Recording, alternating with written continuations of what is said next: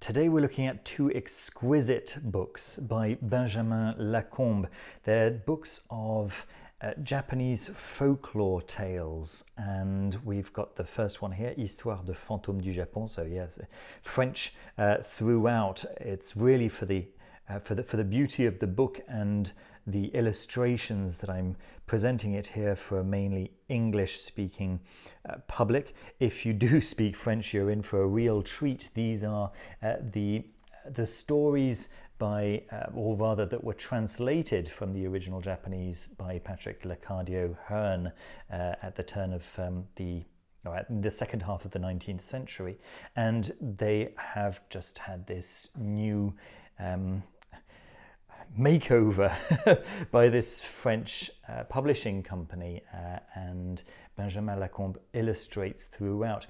I honestly think that this is some of the most beautiful illustration that I've seen in recent time, and the books themselves are just gorgeous. So first of all, let me give you a quick flick through of some of the illustrations that you get to see here. The stories are great. They are, proper. They are the stories that feature all of the yokai and the Japanese folk spirits and so on and so forth.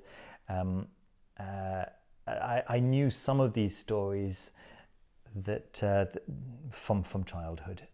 I had a couple of audio tapes that I actually learnt English from. I grew up in France, and the great stories. Quite frightening, but not so frightening that that they can't be told to younger children.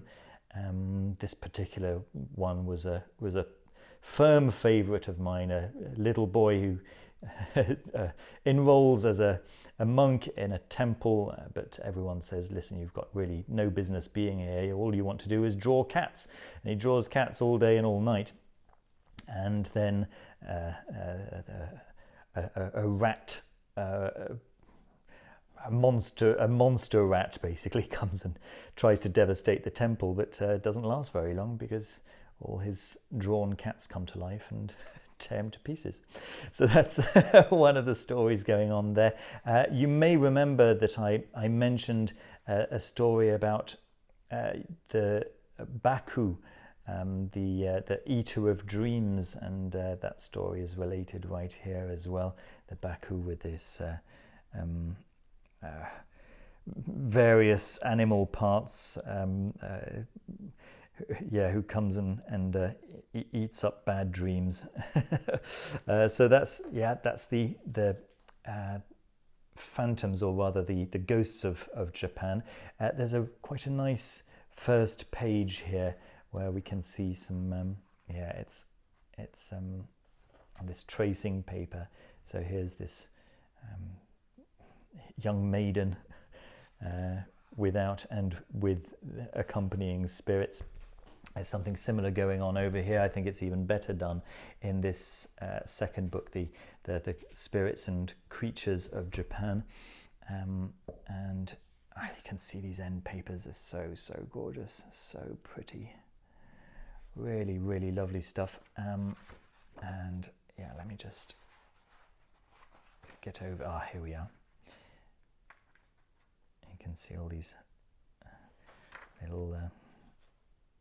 little spirits,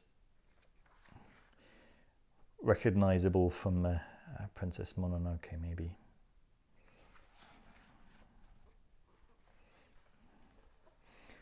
I'll give you a quick flick through here as well.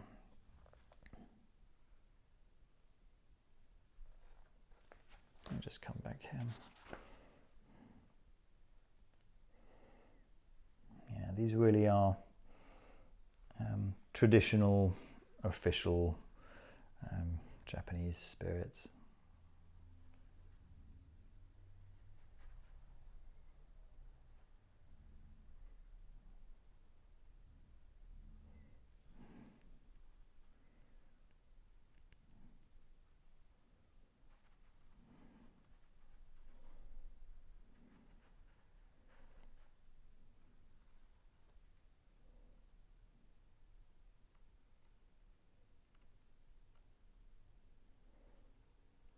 kappa there.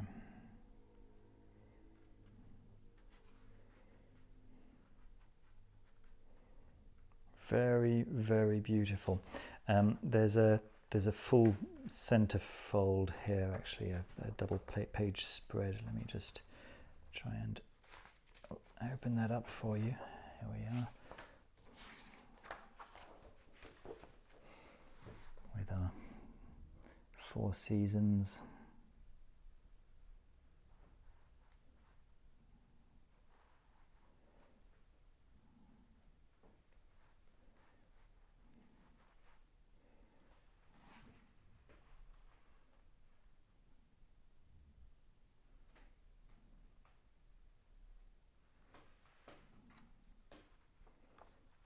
Very, very beautiful. There we are. So if I just come back to the cover here, I just wanted to spend a couple of moments here just admiring the cover and how beautiful it is. We've got this buckram on the left here, this kind of two-tone buckram with like a copper print on there, and then kind of continuing the design from the illustration, right? So it's very, very close. You can't really feel the difference. It's that close, right? It's not like it's a. Let me try and get really close up. Yeah, it doesn't feel like that's going to flick off or anything. It's very, very well made, very well glued. Yeah, I just have to appreciate how beautiful these books are. And then the second one is also in this two-tone buckram. This one is like purple and dark blue, and then this kind of lapis lazuli design printed on there. Doesn't have that kind of continuity that this one does. I think this feels like it might have been made as a second book, and this might have been made as a first book, and they just did the same thing and just did a bit more with this, a little tiny bit more. They are both wonderful examples of what's right in in the publishing world at the moment. Some absolutely beautiful books. Let me just show you what the spines look like together. It may interest you. There we are.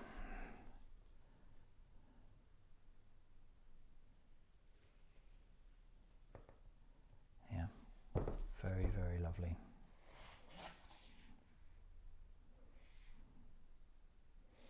There we go. That's pretty much it from me.